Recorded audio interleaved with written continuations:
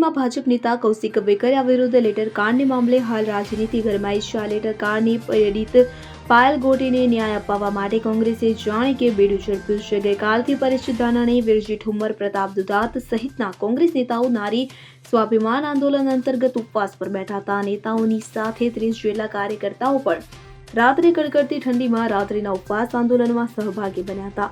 રાત્રે દરમિયાન પ્રતાપ દુધાતે ભાજપ નેતા યજ્ઞેશ દવે પર આકરા પ્રહારો કર્યા હતા. પ્રતાપ દુધાતે અમરેલી લેટરકાંડ મુદ્દે ભાજપ નેતા યજ્ઞેશ દવે પર પ્રહારો કરતા કહ્યું હતું કે 8 દિવસથી તારું નાનું મગજ કોઈએ કાઢી લીધું છે. ગોખાવેલી વાત બોલ્યા કરો છો, સંવેદનશીલતા છે ક્યાં? આ સાથે પ્રતાપ દુધાતમાં વિશે ખરાબ બોલે છે. પ્રતાપ દુધાતના આ નિવેદન પર યજ્ઞેશ દવે લાલગુમ થયા છે અને મામલે તેમણે પ્રતાપ દુધાત પર આકરા પ્રહારો કર્યા છે. Bureau report CN24 news. હવે જુઓ દેશ દુનિયાની તમામ ખબરો તમારી આંગળીના ટેરવે.